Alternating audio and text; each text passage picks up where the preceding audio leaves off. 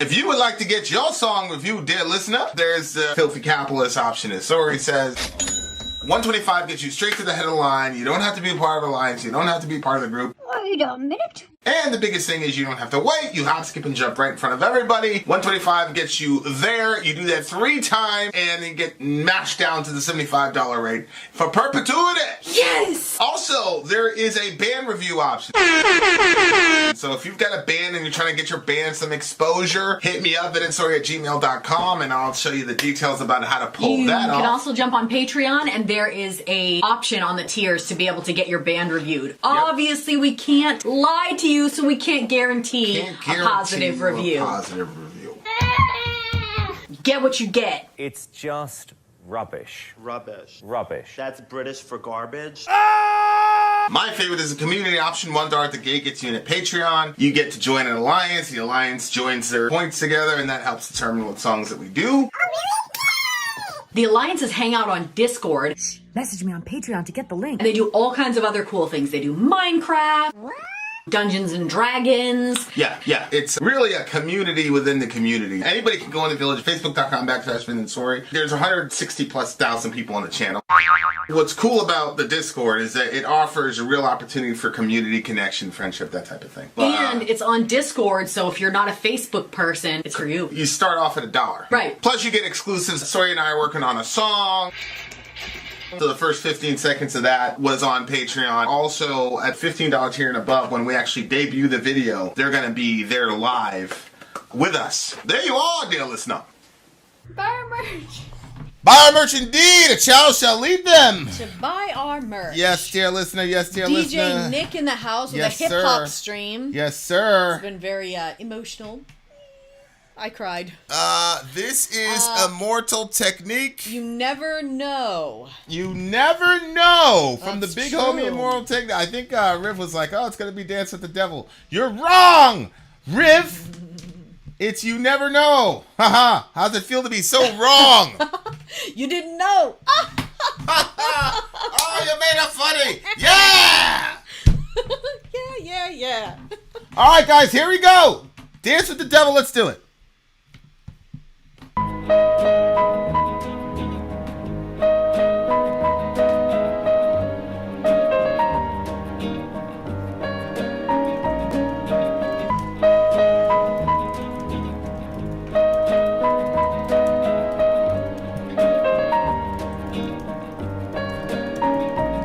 I once knew a nigga whose real name was William. His primary concern was making $1 million, being the illest hustler that the world ever seen. He used to fuck movie stars and sniff coke in his dreams. A corrupted young mind at the age of 13. Nigga never had a father and his mom was a fiend. She put the pipe down, but for every year she was sober. Her son's heart simultaneously grew colder. He started hanging out, selling bags in the projects, checking the young chicks looking for hit and run prospects. He was fascinated by material objects, but he understood money never bought respect. He built a reputation cause he could hustle and steal, but got locked once and didn't hesitate to squeal. So criminals he chilled with didn't think he was real. You see, me and niggas like this have never been equal. I don't project my insecurities on other people. He fiended for props like addicts with pipes and needles, and so he felt he had to prove to everyone he was evil. A feeble-minded young man with infinite potential, the product of a ghetto-bred capitalistic mental. Coincidentally dropped out of school to sell weed, dancing with the devil, smoked until his eyes would bleed. But he was sick of selling trees and gave in to his greed.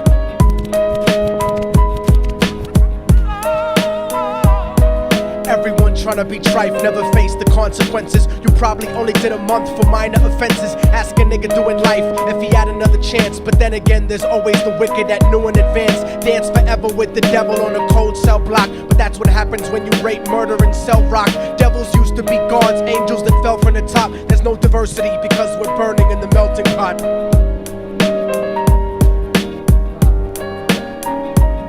So Billy started robbing niggas, anything he could do to get his respect back in the eyes of his crew. Starting fights over little shit up on the block. Stepped up to selling mothers and brothers to crack rock, working overtime, making money for the crack spot. Hit the jackpot and wanted to move up to cocaine, fulfilling the Scarface fantasy stuck in his brain. Tired of the block niggas treating him the same. He wanted to be major like the cutthroats and the thugs, but when he tried to step to him, niggas showed him no love. They told him any motherfucking coward can sell drugs. Any bitch nigga with a gun can bust slugs. Any nigga with a red shirt can front like a blood.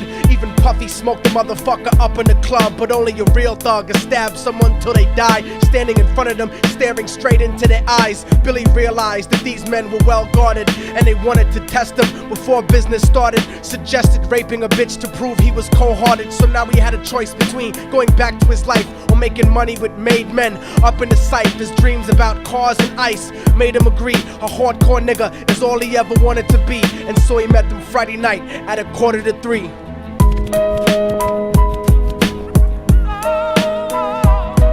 Everyone tryna be trife, never face the consequences. You probably only did a month for minor offenses. Ask a nigga doing life if he had another chance. But then again, there's always the wicked that knew in advance. Dance forever with the devil on a cold cell block. But that's what happens when you rape, murder, and sell rock. Devils used to be God's angels that fell from the top. There's no diversity because we're burning in the melting pot.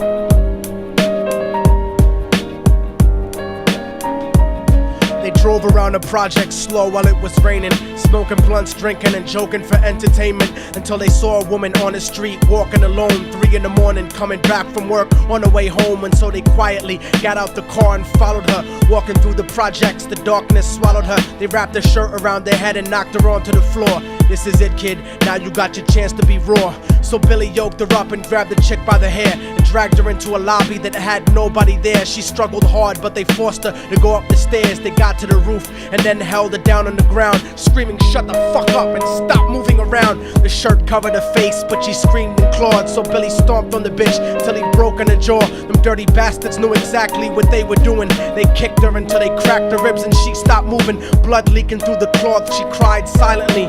And then they all proceeded to rape her violently. Billy was made to go first, but each of them took a turn, ripping her up and choking her until her throat burned. Her broken jaw mumbled for God, but they weren't concerned. When they were done and she was lying bloody, broken and bruised, one of them niggas pulled out a brand new 22. They told him that she was a witness for what she'd gone through, and if he killed her, he was guaranteed a spot in the crew. He thought about it for a minute, she was practically dead, and so he leaned over and put the gun right to her head.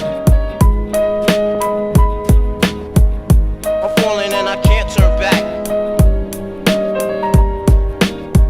I'm falling and I can't turn back. Right before he pulled the trigger and ended her life, he thought about the cocaine with the platinum and ice, and he felt strong standing along with his new brothers. Cocked the gat to her head and pulled back the shirt cover, but what he saw made him start to cringe and stutter, cause he was staring into the eyes of his own mother. She looked back at him and cried cause he had forsaken her. She cried more painfully, and when they were raping her, his whole world stopped. He couldn't even contemplate. His corruption had successfully changed his fate, and he remembered how his mom used to come home late, working hard for nothing, cause now what was he worth? He turned away from the woman that had once given him birth, and crying out to the sky cause he was lonely and scared, but only the devil responded cause God wasn't there. And right then he knew what it was to be empty and cold, and so he jumped off the roof and died with no soul. They say death takes you to a better place, but I doubt it. After that they killed his mother and never spoke about it. And listen, cause the story that I'm telling is true, cause I was there with Billy Jacobs and I raped his mom too. And now the devil follows me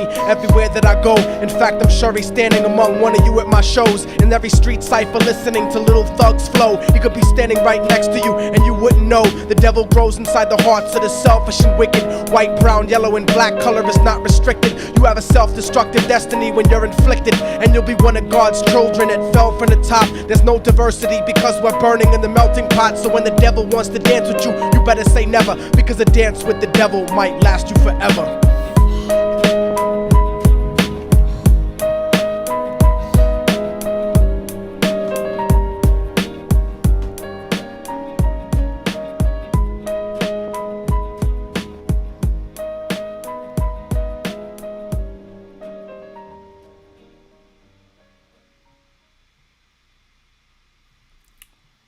Holy shit. Yeah, but okay, wait. Oh no, that's another part. Oh shoot. Wait, is it still playing? Nope. Why is that the next song that we're going into? It is the next song, but it's part of the story, I think. Because he says, you thought it was over, huh? Well, it's not. You didn't count on a fallen angel getting back into the grace of God and coming after you. Like, I don't know. I assume it's still part of the same... Like, it's...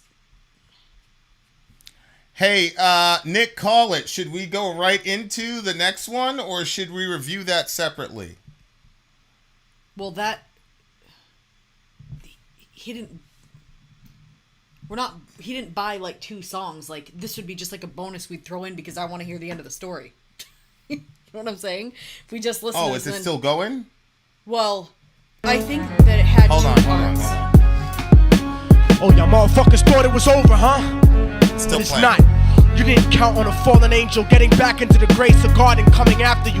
Y'all niggas ain't shit. Your producers ain't shit. Your fucking A&R ain't shit. I'll fucking wipe my ass with your demo deal. Yo, Diabolic, take this motherfucker's head off! Go ahead and grip Glocks. I'll snap your trigger finger in 6 spots. You'll have to lip lock with hypodermic needles to lick shots. I watch you topple flat. Put away your writtens and holla back. Can't freestyle, you're screwed off the top like bottle caps. Beneath the surface, I'm overheating your receiver circuits by unleashing deeper verses than priests speak in churches. What you preach is worthless. Your worship defeat the purpose, like President Bush taking bullets for the Secret Service. Beyond what y'all fathom, I shit on cats or jaw tap them. Show no compassion like having a straight-faced orgasm. Tour jack 'em, have his half a 10 bitch suck my friend's dick. In the meantime, you could French kiss this clenched fist. Diabolic, a one-man brigade spreading cancer plague. Fist fucking a pussy's face, holding a hand grenade. So if I catch you bluffing, faggot, you're less than nothing. I just had to get that stress off my chest like breast reduction. You motherfuckers are nothing. You cannot harm me. I'll resurrect every aborted baby and start an army. Storm the planet hunting you down, cause I'm on a mission to split your body into 1 billion one-celled organisms. Immortal technique could destroy your religion, you stupid bitch. You're faker than blue-eyed crackers nailed to a crucifix. I'm about to blow up like NASA Challenger computer chips. Arsenic language transmitted revolutionarily. I'm like time itself, I'm gonna kill you inevitably. Chemically bomb you, fuck using a chrome piece. I'm illmatic, you won't make it home like Jerome's niece. I'll sever your head diagonally for thinking of dissing me, and then use your dead body to write my name in calligraphy. This puppet democracy brainwashed your psychology, so you're nothing like diversity without equality. And your crew is full of more faggots than Greek mythology. Using numerology to count the people I sent to heaven produces more digits than 22 divided by 7. You like Kevin Spacey, your style is usually suspect. You never killed a cop, you not a motherfucking thug yet. Your mind is empty and spacious, like the part of the brain that appreciates culture and a racist. Face it, you're too basic, you're never gonna make it. Like children walking through Antarctica butt naked.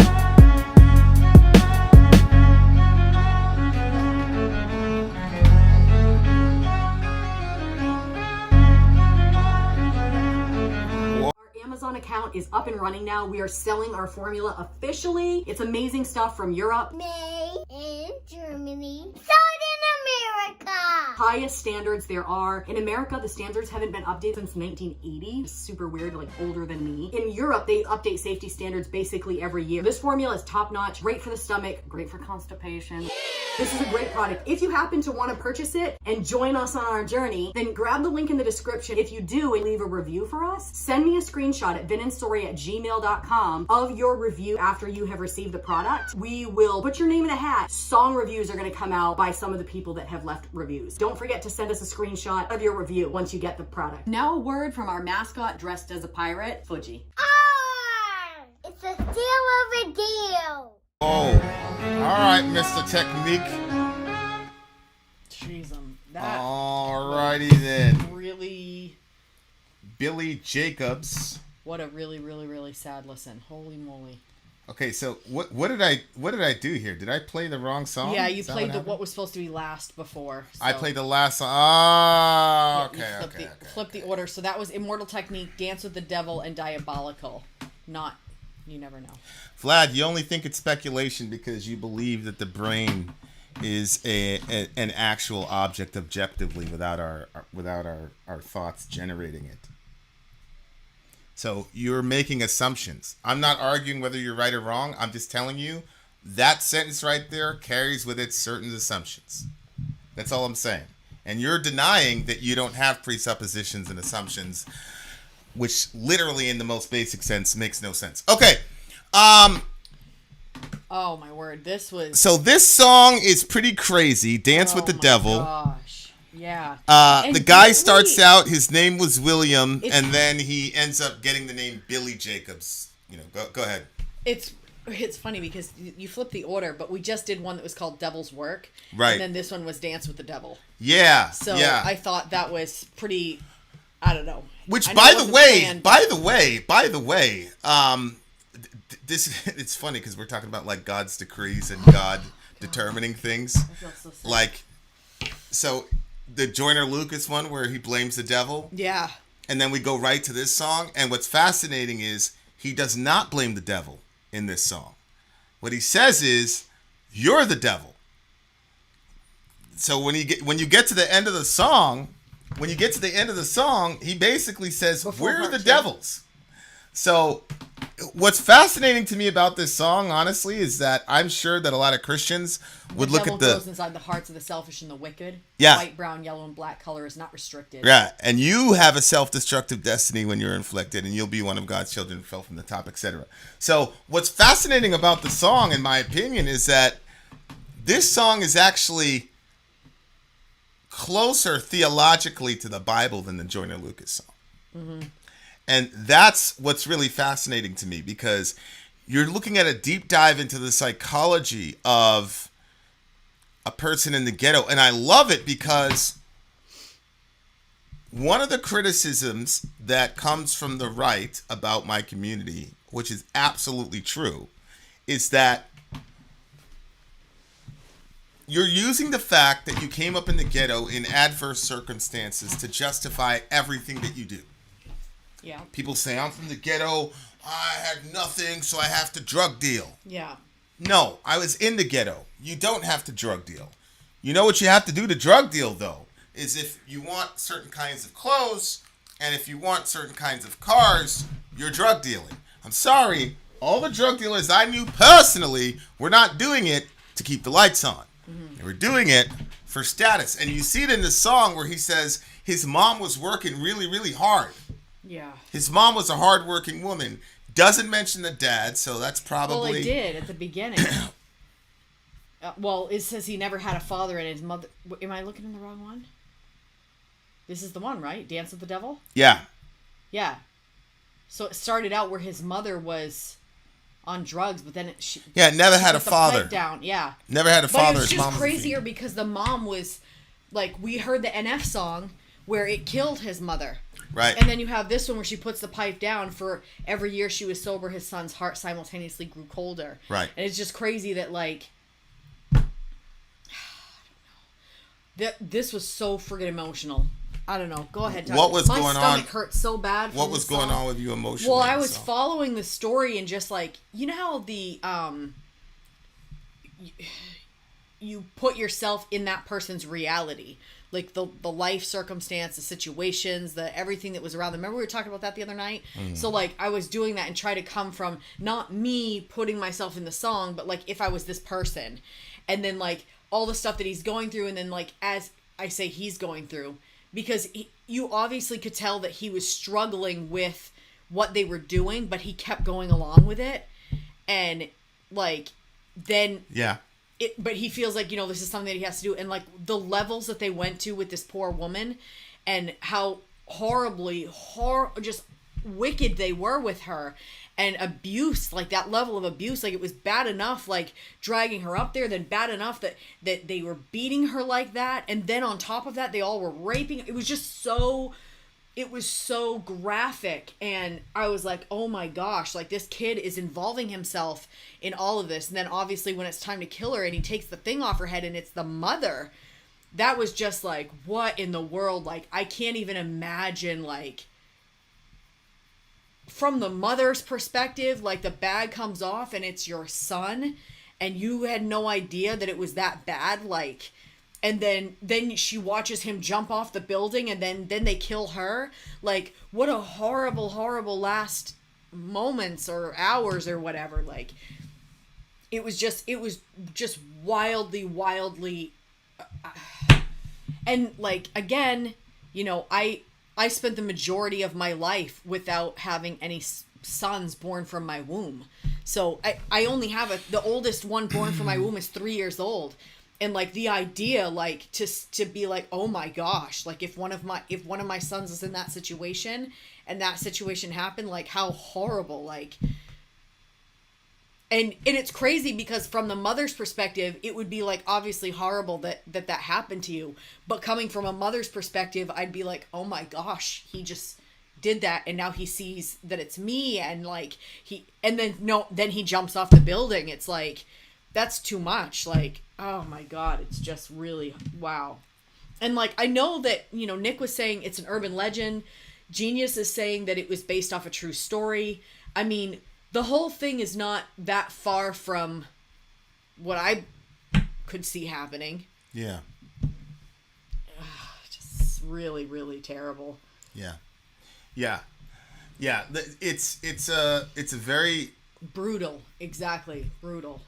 The thing that got me about the story is that in the Joyner Lucas song, he was acting as sort of this, like, there was an assumption about him that he was good.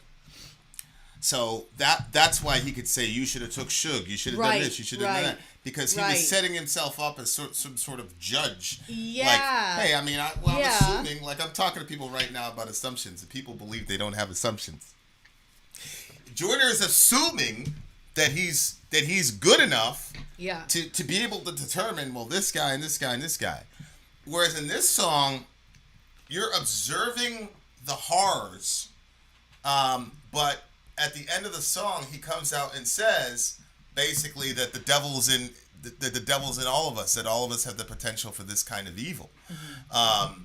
So, you know, like that right there, and the way he sets it up, because he says devils. Well, he uses the term devils a lot. Devils used to be God's angels that fell from the top. There's no diversity because we're burning in the melting pot. So he's building this sort of philosophical theology about devils and demons and all this, but then it becomes immensely practical at the end of the song because, you know, right there, because I was there with Billy Jacobs, I raped his mom too, and now the devil follows me everywhere that I go. In fact, I'm sure he's standing on one of you at my shows. So he's saying the devil's in him. He's part of this. He said, I raped the mom too, blah, blah, blah. And what it's showing, obviously, he's not confessing to a sexual assault. But I remember one time in a Bible study, and to this day, I always say, like, Romans 3 is one of the most disbelieved verses in the Bible by Christians. Because it says that all of us are quick to shed blood, that will do X, Y, Z thing. And Christians will read that and go, yeah, that's everybody. They don't really believe it.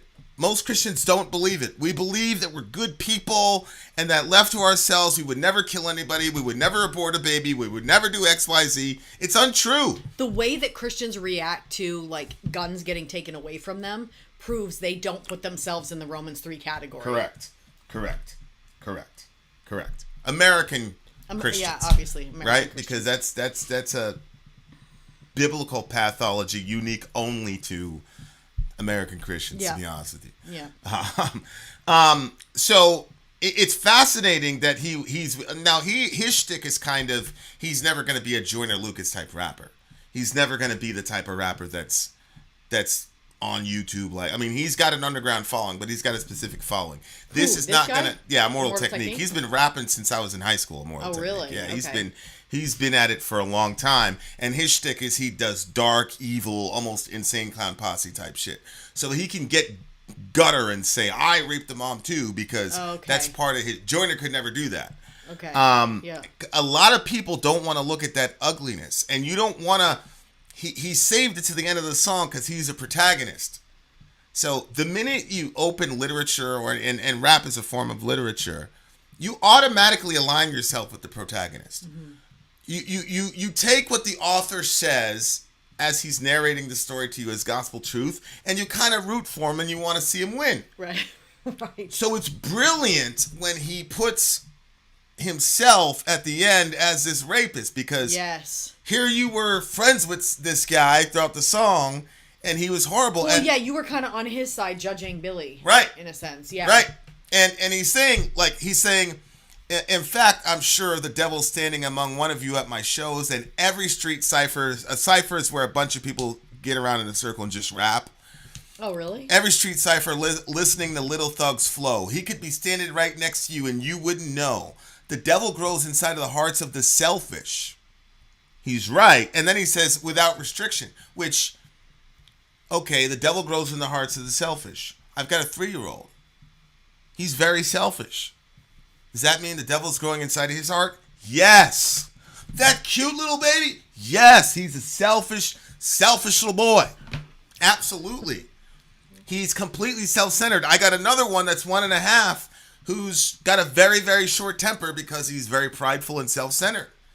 And, look, man, here's a tip for parents, because a lot of you are young parents. If you start with your kids with the presupposition that people are born good, you're going to abuse them. I've seen it so many times. What is the assumption behind a lot of, abusive parents, especially of toddlers and things like that? I told you to do XYZ thing. And they really expect that toddler is going to listen to them. Mm-hmm. They really believe that. So what they believe is this toddler is being particularly just bad. He's being outside the norm bad. He's a particularly evil kid. Or what you'll do is you will play the denial game and abuse your kid by blaming everybody else for your kid's sinful nature. Mm-hmm. No, the best thing to do is love that baby and tell yourself you're going to love him unconditionally and that she is a monster of iniquity.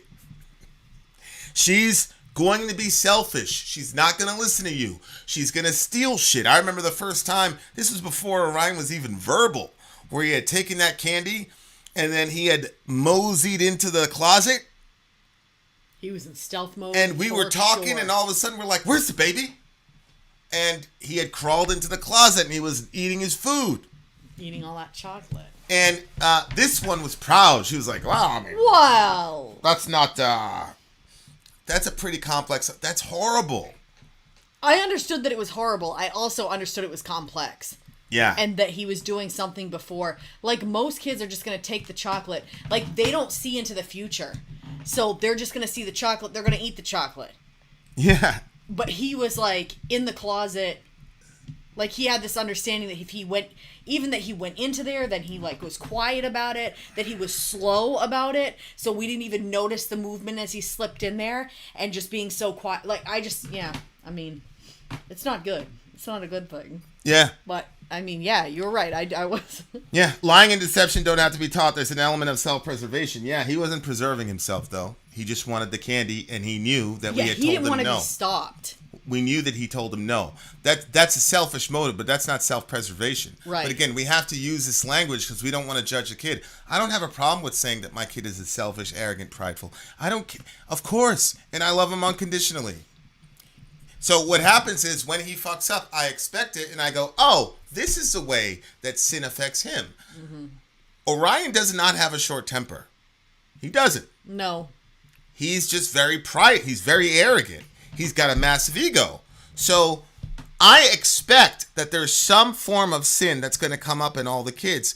And what that does to me is, one, it insulates me from, if I tell him to do something, I assume he's going to disobey me. And if you assume your kids are going to disobey you, you're actually going to be a lot more patient as a parent. If you assume the kid is going to disobey, you're going to be patient. Now, of course, you don't project to the kid, I don't think you're going to listen to a word I say. You project to the kid, hey, we have standards here, you should listen. But internally, this guy's probably not going to listen. So that when he does do something right, you go, whoa! And when I celebrate them, it's real. That's so funny. When I go, yay, it's because I expected them to screw around. So then they get very happy, like on basic little things. And then when they fuck up, I go, well, this is what I expect. This is how we're going to guide them. So in my view, the doctrine, but here's the thing. Nobody, the other thing I liked about this song, and the homie said that this is the best storytelling ever. I agree. This is a form of rap. This is a subgenre of rap that doesn't get nearly enough attention. Biggie This is actually, I'm a fan to of me, this type. to me, one of the things that puts Biggie up over everybody is his ability to storytell. Oh, really? Oh my gosh, he was just the best at it, just absolute best. Who is this waking me at 5:46 in the morning, crack of dawn, and I'm yawning. Wipe the cold out my eye. See who's this paging me and why? It's my man Pop from the barbershop. Told me he was at the gambling spot and heard the intricate plot. Some niggas try to stick me like fly paper, neighbor. Like, it was just, it's so real. It's so good. Anyway, yeah, I agree. I really, anyway, that was a Biggie rant. What I was saying, thank you, Nick, for that stream. What I was saying was the song was so long and very, very lyrical, but he was building the story because he was showing you the background of how that moment happened. Because so many times, I mean, think about it, guys. It takes, what, 3 seconds to squeeze a trigger or whatever it is, right? And what happens is when people do these fucked up things, like we look at the little snapshot. This little snapshot, I go, oh, this, and there's nothing about, like, what brought the person to that situation. Yeah. And that's what I love about the song, because fatherless home, drug addicted mother, we're not in a melting pot, we're not equal. So he talks about society. He does blame society. He does say that this kid started out against the 8 ball, but he doesn't absolve the kid for having his own responsibility. Mm-hmm. And then on top of that, he tells us, hey, that's inside of you. Yeah. We would love to look at all the worst people in the world and pretend that there's some different speed. This happens with German people all the time. German people in the 40s, a bunch of fucking space aliens showed up, and that's why they killed all their next door neighbors. But we're good people. Yeah. You know how many people I've had tell me, yeah, that's a baby that we're killing in abortion, but we should still be able to do it? There's old Cenk Uygur crying over the kids in Uvalde, which I commend him for. As a matter of fact, I only looked at TYT for my Uvalde coverage. And at the same time, him and Anna get on TV and say that a fetus is not a human being. Yeah. You're fucked. That's fucked up. That's a form. But my point is, it's not about abortion. It's not about the Holocaust. It's not even about sexual assault. The point is, that seed is in all of us. Yeah. Like, you don't think that there's a 16-year-old version of Vin that if he would have got his girlfriend pregnant when he marched a girl to the clinic, you're crazy. Of course that's inside of me. Of course it is. Yes, it is. Absolutely. Here's another one. Like, I know what the Bible says about pacifism. You're not supposed to meet violence with violence. But if you touch my wife or my kids, I'll probably... That's a flaw. That's a flaw. You know, we were having a discussion. You were like, well, should I criticize you about this and this? Babe, I've thought of that. Were you thinking about it? No, not at this moment, but I've literally thought about it 50 times since we've had that discussion. Because it was like, that was so unexpected. What do you mean? Well, it was unexpected because I felt like, well, this is outside of his control, just like that's outside of mine. Oh. And then you were like, absolutely. And obviously the stakes were much higher for yours than for mine. Yeah. So, yeah, it was just... But anyway, go ahead. Well, Vlad, that's just another assumption you have. Vlad says, the idea that we're born sinners literally means we have no friggin' choice. No, that's not what it means. What it means is that the libertarian understanding of the will, Vlad, is untrue, and that a compatibilist understanding of freedom is true. So, I believe in free will from a compatibilist model. And so do you. You don't believe that you're free to do anything that you want. I'm sure you want to fly, but you're not free to fly because your ability to choose is constricted by your nature. So that's how I'd answer that question. I really love this song. I hate doing this. I got to give this song a 10. It was very, very well done. It was better than the Joyner Lucas song in my opinion. This song actually was way more Christian in my view. I'll say this. If somebody asked me a question, you have one rap song to deal with the problem of evil, I would send them to this song and not the Joyner Lucas song. Yeah. Yeah. I think this song is a lot more true to life and has a lot of really good theology and philosophy in it that is it was painful. It's a very, very deep, very, very deep song. We got one more song for you beautiful people and then we'll be on the way. Vin out. Well, I'd like to rate the song as well. Oh yeah. Go ahead, rate the song. I'm sorry. Jeez. Jeez, that's another 10 for me. Maybe These- I'm more of a hip hop person because I'll I'm giving tell you- everything a 10. I'll tell you what. Here's my perspective. 98.78% of hip hop to me is just, banality and silliness and not really talking about anything. But when rappers decide to talk shit, there's nothing even close because we're lyrical. You see what I'm saying? Yeah. We're lyrical. Yeah. All right, guys, we got one more song for you. Been out. Story out. Gone. Sadie, I keep missing the 11 for me. Oh no, she was having a data issue. I keep missing the actual songs. Well, we're about to start one, so don't leave. But he can't help it, Vin. That's why the consequences have to be taught. They aren't an. Oh no, he absolutely could have helped stealing the candy and crawling into the closet, Vlad. Oh. He could have helped that, bro. He absolutely can help it. I wouldn't give him a consequence if he couldn't help it. Like when a kid spits up on their on you, like Dorian spit up on me, had to be 500 times. There was never a consequence, Right? because he couldn't help it. You know what I'm saying? But no. It was crazy too because 99.999% of the time, if he asks me for something, He gets I it. say yes. And there's some of the time you'll say no, but most of the time he gets a yes. So he, to me, that's him even factoring in that such a small percentage of no's. He was like, nope, they might say no. I'm taking this to the closet. Yeah. Because at that level, at that age, how much friggin' memory do they actually have? But apparently he had enough to calculate that and then go to the closet with it. Orion, Tell me. he's gifted. Tell me about my son. He's extremely intelligent. He takes in information very quickly and he remembers things very quickly. And he's also extremely strategic. Like I said before, he was verbal, like it was clear. What's he been saying? That is the question. To be or not to be, that is the question. He doesn't say it properly. He says to be. To be. Yeah. That's the question. That's the question. All right, we got one more, bitches. Stand by. I want to hear a Sori rap about Vin and the kids. Actually, no bullshit. We have a song actually coming up. That's true. We do have a rap song. Me and her actually. So Facts. I don't know. That's done, isn't it? Yeah, that's done. We just have to record it. Yeah. Don't we have 2? Wait, are you counting mine? Yeah. That's the next one Oh. that's the next one that's getting published. Oh, the one that I wrote and you jumped in on. Yeah. Okay. Yeah. And I'm gonna make sure everybody realizes it's your song. Like I just jumped in. But you went off. I couldn't believe it. So that's coming up soon. All right. Yes, Sadie. We're very well aware of Hamlet. We shall return.